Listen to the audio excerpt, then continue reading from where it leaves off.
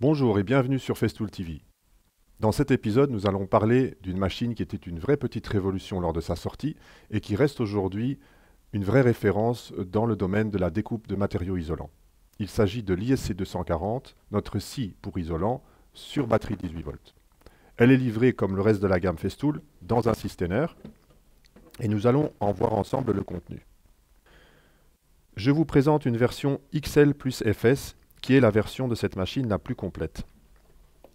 Nous y retrouvons donc la machine équipée d'une batterie High Power 4 Ah qui dispose de la technologie Bluetooth intégrée.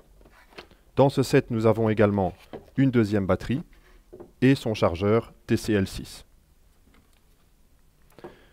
Enfin, l'équipement standard comprend une lame de scie pour matériaux isolants de type souple et l'adaptateur pour travailler avec un rail FS également pour la lame pour les matériaux souples. Nous avons une deuxième semelle, toujours pour travailler avec le rail FS, mais cette fois-ci pour les matériaux rigides. Enfin, n'oublions pas non plus un point important, le manuel de l'utilisateur et les documents dans lesquels vous trouverez toutes les informations pour vous enregistrer sur votre espace MyFestool afin de bénéficier de tous les avantages de notre garantie all-inclusive. Je vous ai dit que c'était une version XL plus FS. Elle comprend donc un rail FS d'1,40 m avec une bulletée angulaire et nous allons voir tout de suite ensemble les fonctionnalités dans la partie pratique. Nous allons maintenant voir ensemble comment utiliser notre ISC 240 pour découper à la mesure souhaitée nos différents matériaux d'isolation et pouvoir les monter dans la cloison en OSB et CLS qui est ici derrière moi. Alors je vais commencer par les matériaux souples comme la laine de verre ou la laine de roche. Et pour découper ces matériaux, je peux utiliser la lame fournie d'origine qui a une longueur de 24 cm. Si maintenant je dois faire des découpes en oblique ou sur des épaisseurs plus grandes, je peux aussi utiliser cette option, la même lame mais en longueur 35 cm. Alors pour installer la lame dans la machine, je vais d'abord penser à la sécurité et enfiler des gants pour éviter de me couper. Effectivement, cette lame est très tranchante. Toujours dans un esprit de sécurité, ne pas oublier également d'enlever la batterie de la machine avant d'effectuer différentes opérations de réglage sur la machine en elle-même. Alors pour monter la lame, c'est relativement simple. Nous avons ici un système de verrouillage que je vais ouvrir. Une fois que cela est fait, je peux prendre la lame dans ma main en laissant le capot de protection. Je vais simplement tirer la partie mobile complètement pour pouvoir l'insérer plus facilement. Il ne me reste plus maintenant qu'à glisser la lame dans la tête de la machine et faire un quart de tour vers le bas, tout en m'assurant que les ergots ici rentrent bien dans les orifices prévus à cet effet. Puis je referme le clapet et je referme le bouton de verrouillage. Il ne me reste plus qu'à réinstaller la batterie et ma machine est maintenant prête à l'emploi. L'ISC 240 permet de découper une grande variété de matériaux d'isolation différents. Pour cette partie pratique, j'ai sélectionné 3 matériaux qui pour moi sont très représentatifs de ce qu'on retrouve actuellement sur les chantiers. Nous avons ici un rouleau de laine de verre, de la laine de bois et également cette mousse d'isolation acoustique. La lame pour les matériaux souples est composée dans sa partie basse d'un porte-lame et dans sa partie haute de 2 lames, l'une fixe et l'autre mobile. Le principe de découpe est le suivant. La lame fixe va permettre de contraindre les fibres à rester dans leur position, pendant que la lame mobile va trancher les fibres. Il est donc important de vérifier le bon réglage de la lame avant de commencer à découper. Cela peut être réalisé avec ces 2 vis excentriques et un petit tournevis cruciforme. En agissant sur ces 2 vis, par clic, je vais pouvoir régler la hauteur d'une lame par rapport à l'autre. Avant de commencer à découper, il faut donc bien s'assurer que la lame mobile soit légèrement au-dessus de la lame fixe. Une dernière caractéristique de l'ISC 240 concerne son interrupteur. Effectivement, nous avons placé un interrupteur de sécurité pour éviter des démarrages involontaires. Il faut donc appuyer 2 fois sur l'interrupteur pour démarrer la machine. Pour l'arrêter, un seul appui suffit. L'ergonomie de cette machine permet aussi de couper du bas vers le haut ou du haut vers le bas à la préférence de l'utilisateur.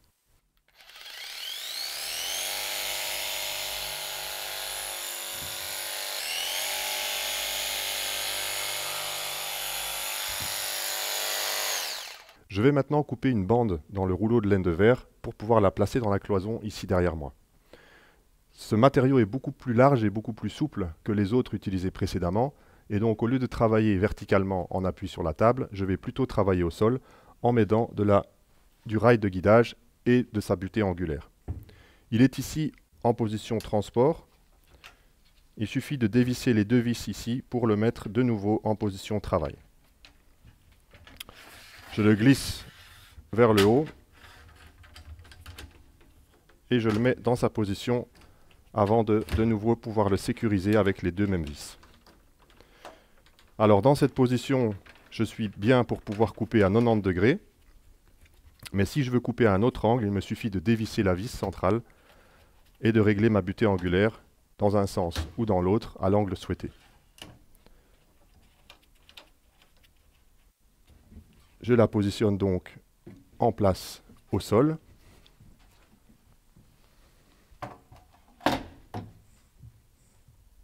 Et je dois encore adapter, bien sûr, la machine pour le travail sur ce rail. J'utilise l'autre semelle pour les matériaux souples. Je glisse la lame à l'intérieur et je sécurise avec le levier ici en bas.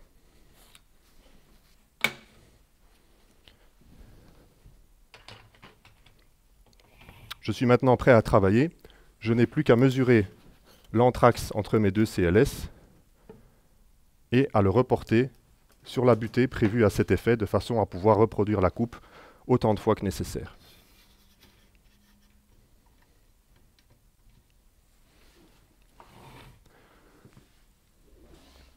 Je glisse le panneau de laine de verre contre la butée et je n'ai plus qu'à couper.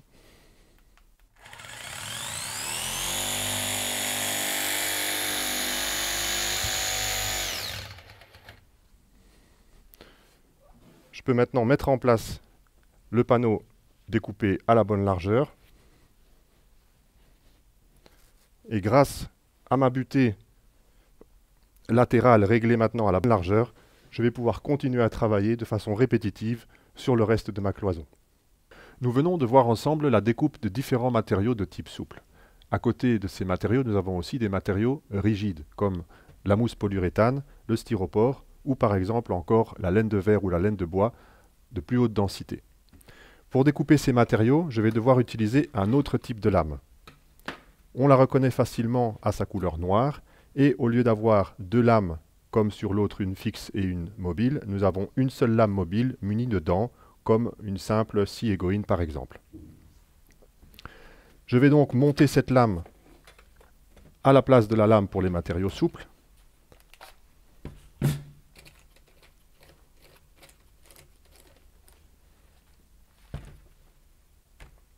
Avec le même système de quart de tour.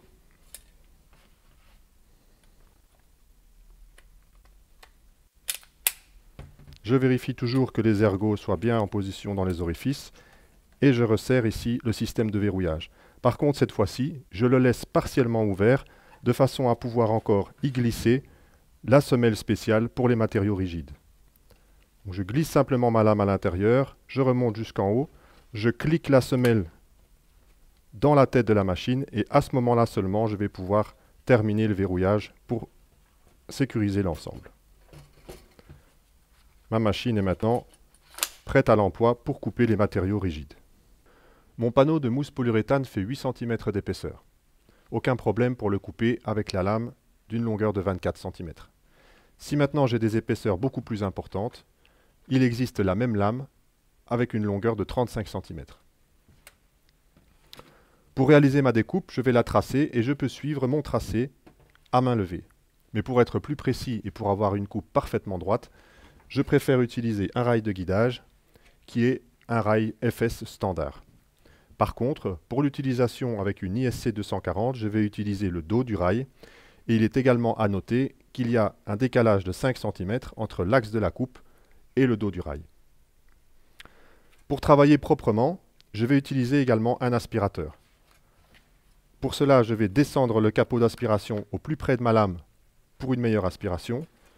Je vais connecter mon tuyau avec la machine. Et enfin, nos batteries 4 ampères munies de la technologie Bluetooth me permettent de me connecter avec un aspirateur muni également d'un module Bluetooth.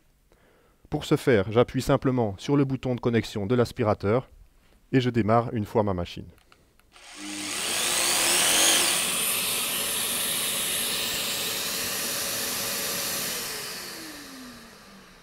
La connexion est maintenant réalisée et je peux travailler précisément et en propreté.